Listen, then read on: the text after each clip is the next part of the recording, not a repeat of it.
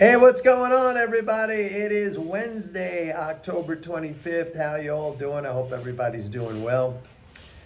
I'm going to talk about the market in a second, but before I do, there's something else I want to talk about. And I'm going to start it off by saying everybody has fear. And when I say that, I'm not just talking about like the market was down big today. I'm not talking about the market. I'm talking about everybody has fear. And the reason why I bring this up is because yesterday I got into an argument with somebody on something completely unrelated. And I guess it got pretty heated at one point. And the guy says to me, "I'm not afraid of anybody." And when I hear something like that, that's one of these very kind of macho but childish cliches. I'm not afraid of anybody. That's a guy puffing out his chest. The fact is, everyone has fear. And the very definition of courage, and I'm going to tie all this into, investing in the market and stuff like that, but the very definition of courage is having fear and doing it anyway, doing what you need to do anyway. Even the most decorated military figures in history. I mean, if you read biography, I love to read like military biography. I mean, and you get inside their heads and they talk about they've all been afraid at one time or another. It does not exist a person who does not have fear. And there's no shame in saying, "I'm scared." But if you're scared and you do it, that is the definition of courage. And that is at least overcoming that fear in the instant, in the moment. It never gets easy. And that fear, it may be a fear about a certain thing. It may be just a general fear that could pop up. But that's always an element in life. That is always an element in life. And this idea that you can eradicate it and you're never going to have to face, fear, that's just a fantasy. That doesn't exist. Everybody has fear or has to face their fears at one time or another. And I don't care, and with respect to the conversation I was having with this guy, I don't care how tough you are and how trained you are, there's always going to be somebody who's bigger, stronger, more trained, more ferocious, more scary, who you're going to be afraid of. And yeah, the circumstances may call for you to have to stand up for yourself.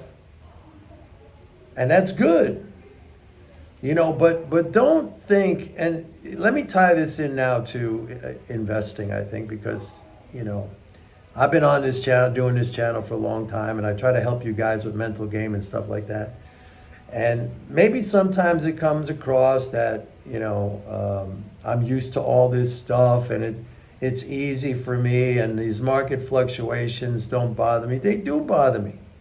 I get scared. I didn't like today, to be honest with you. I know today was even a Social Security payments day, and I'm very confident that the market is going to recover going into November 15th, just like what I laid out, what I said was going to happen. But these days are not comfortable. They're scary. Nobody likes them. I don't expect you to like them, but I deal with that. I put myself out there. Like today, I was buying into this stock market pullback. I looked at, I bought some Apple, I bought some energy stocks that were down, the ones that were down today. What else? I bought some home builders, so I use this, as I always tell you guys, these should be times kind of like when you rejoice. It almost seems contradictory to, what I was saying a couple of seconds ago about fear. But it should be times that, you get excited about and you're looking forward to. Just kind of like a big discounts in your favorite store or Amazon Prime Day or something like that, where You want to pick up these stocks at bargain prices.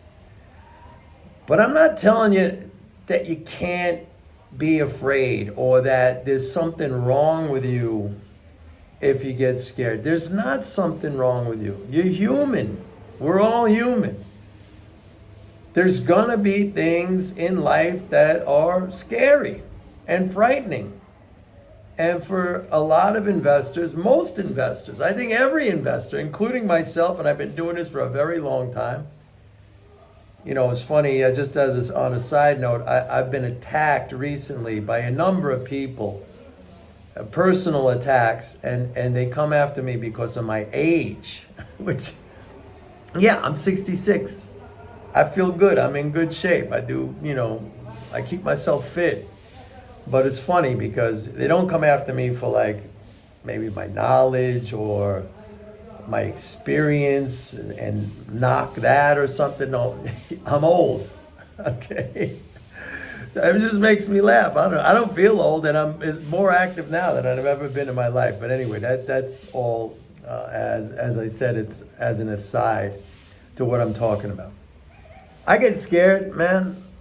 I do. There are times when, I see what's going on and it's not comfortable. It never gets comfortable.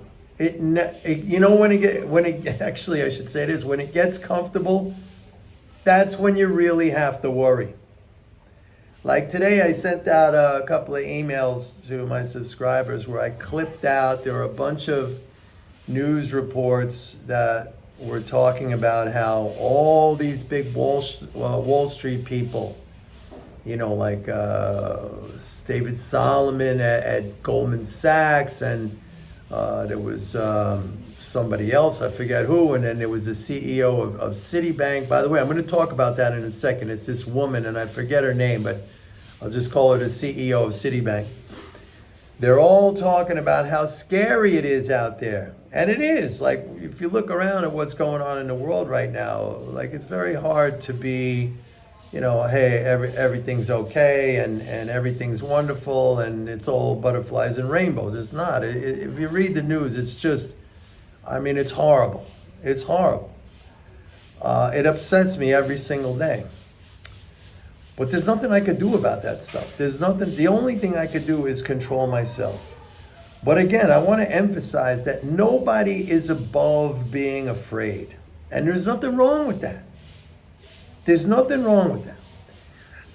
But it's, again, if you can frame it in the right way. Yeah, I'm scared, but I'm going to do it anyway.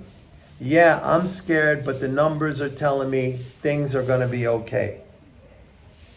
Yeah, I'm scared, but I'm going to try to keep my emotions in check because I know if I don't keep my emotions in check, then, I'm going to go off the rails. And my whole investment portfolio is going to go off the rails. And that's how you got to talk to yourself. And also, you can't look at the market as kind of, you can't frame it as an anthropomorphic thing, like as a human being. Like the market can't catch a break, or, I've said in the past, like language is really important. The language you use is really important. When you start to say things like it's tanking, it's crashing, you use these hyperbolic terms. That's what your brain hears. And you program this high level of anxiety and fear into your head. A lot of this is your own doing. Your level of anxiety or fear, a lot of it is completely under your control. There are going to be some things that naturally are going to be scary, but when you pump it up, when you say it's crashing, when you say it's tanking, when you're using all these hyperbolic expressions, how else do you think you're going to feel? So, again, everybody has fear at one time or another. That's life. And the definition of courage is surmounting that fear, doing it anyway. Nobody in existence has zero fear. You know when you have zero fear? When you're dead. Maybe. We don't even know what happens after you're dead. But let's just assume that's when you have zero fear. But yeah, so I wanted to talk about that because maybe some of you don't know how to deal with that, and you need to kind of give yourself a break in the sense that you need to accept that that is normal. Like I said, I go through it. I've been doing this for over 40 years. I go through it. It never gets easy. I've said this like a million times, and I try to equate it or use an analogy like anything hard, like going to the gym and working out, or climbing a mountain, or anything physical, anything very, very demanding, running a marathon. It never gets easy. It never gets easy. But you do it anyway. There's rewards that come from that. The rewards build up, the resilience, the strength, the mental toughness, the discipline. It's just the act of doing it over and over and over again, in spite of the fact that it never gets easy, even though you do it over and over and over again. All right, that's a discipline. That is, no amount of money can supplant that discipline, that picking yourself up and doing it. Same thing every single day. And I'm telling you, if you embrace this state of mind, you're going to be fine. You're going to be fine. And if you're fearful, understand that that is normal human behavior. There's nothing wrong with you. But go against it. Try to surmount that fear. Try to rise above it. Try to do it anyway. Like the market's going down today, went down big. NASDAQ went down big. Oh yeah, I know what I was going to talk about. I was going to talk about the CEO of Citigroup. Citigroup stock, which by the way I own, okay? I own all the big banks. I own JP Morgan stock, I own Citi, I own Wells Fargo, I own Bank of America, and I own a bunch of smaller regional stocks, okay? Some are doing okay, Citi's not doing okay. Some of these smaller regional stocks are not doing okay because they're not in a position like JP Morgan, okay? So Citi, the CEO of Citigroup, it's some woman, and I forgot her name, but there was this big financial conference in Saudi Arabia, I don't know, the other day or last week or something like that. All the big shots from Wall Street were there. You had Ray Dalio, I talked about him yesterday. You had Jamie Dimon. Jamie Dimon, by the way, said interest rates could go to 20%. It's not going to affect the economy. Actually, he's wrong in one aspect. That would be an enormous fiscal boost. Okay? And Jamie Dimon did mention the level of fiscal support in the economy. I'm kind of wondering if he's like secretly reading my stuff. I don't know. Anyway, let's get back to this CEO of Citigroup. Now, Citi stock, it's lagging. It's trading at a 3.5-year low. JP Morgan's doing well. The other banks are doing okay. Really, JP Morgan's doing the best. But Citi is at a 3.5-year low, and it's just kind of sinking. I'm a little bit concerned, I have to tell you. And I wasn't really concerned until today because I read her comments at this, fancy financial conference that she was at. And she said, it's very hard to not be pessimistic. It's very hard to not be scared. And I thought to myself, this is the problem. Citigroup as a business doesn't have a problem. But from a management perspective, here you have the CEO, and it's obvious she's afraid. Now, I just went through a whole spiel about how it's okay to be afraid, but you got to surmount that. And it doesn't look like she's doing that. And that's why the bank is lagging, because most likely her fear is causing the bank's business to be throttled back out of extreme caution. You could tell it from her words. Okay? She's basically saying, I'm scared. I don't know what to do. Now, this is a problem. As a stock investor, people might tell me, well, Mike, when do you think you got a problem on your hands if you own stock? And I own a fair amount of Citi. Normally, I would say, as long as the numbers are good and I'm confident in the management, like Jamie Dimon, I think that guy's he's a brilliant leader. He's fantastic running JP. I mean, look at it. Here's a great example. Look at the contrast here. When First Republic went bankrupt, right? Remember that happened, what was it, back in April or something like that, or March, when we had that kind of, it was a short-lived bank crisis because the Fed was raising rates, and it destroyed a lot of the capital of the smaller banks, not the bigger ones. And First Republic went under. What was the first thing Jamie Dimon did? He swooped in and bought the assets of First Republic. Okay? Right away, now look at the contrast. She, the CEO, where was she?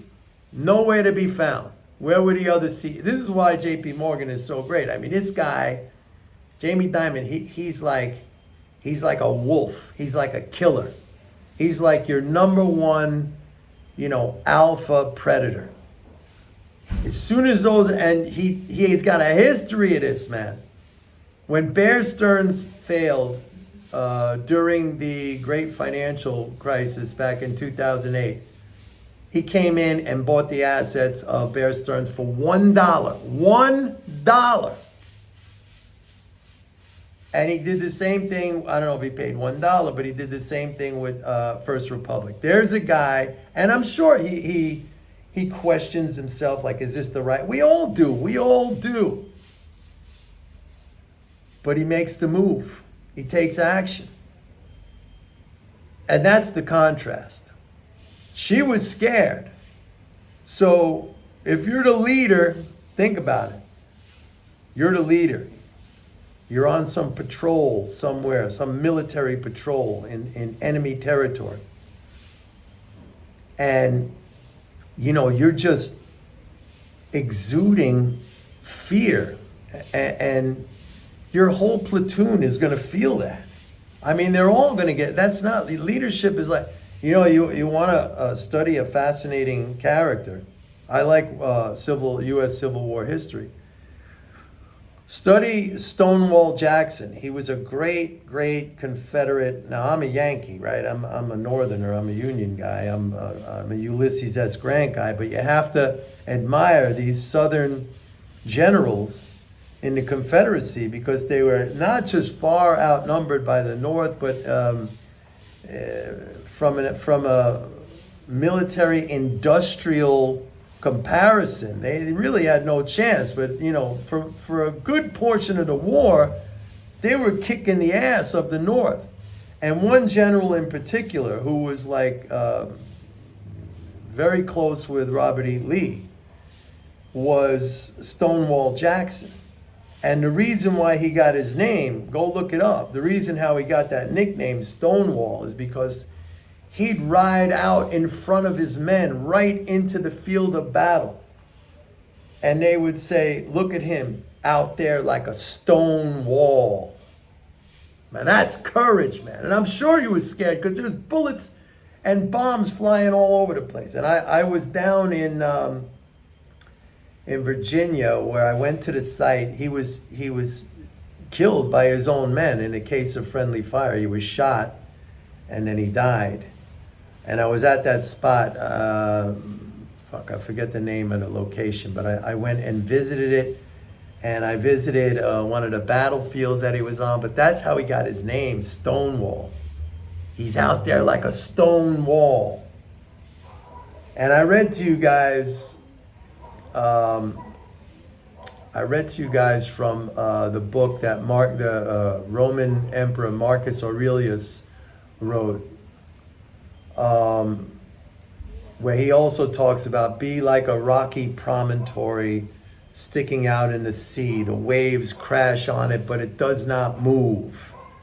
You know? It was fantastic. Look it up, Marcus Aurelius, waves crashing on the rocky promontory. Stonewall. That's how you got to emulate. So yeah, this whole thing is about, look, you can be afraid. Everybody's going to be afraid of something. Don't think you got to be like super macho or something like that, pounding your chest. I'm not scared of no man. Believe me, there's guys you're going to be scared of. Mr. Macho Tough Guy, okay? It's not about that. I mean, you're not human if you're not scared. I don't care who you are. But real heroes rise above that. And we could take this lesson into what we do as investors. There's going to be times, frequently, by the way. And again, I'll repeat, when those times are not frequent, when it looks like everything is wonderful and great and it's just going to stay that way forever, that's really the time when you got to be afraid and nervous, okay? But a time like now, when everybody is scared and everybody is frightened, I mean, history shows us, and I don't know how many times I've done videos like this or I've spoken about this. I can't even count innumerable times where I've, been on this subject. History shows that these are the best times to put your money to work. But again, take control of your fears as best as you can and understand you're a human being. It's going to happen. There's nothing wrong with you. Don't beat yourself up about it. We all have to face it at one point or another, and continuously at different points throughout our lives. All right? Anyway, that's it for today, folks, and I'll see you tomorrow. Bye.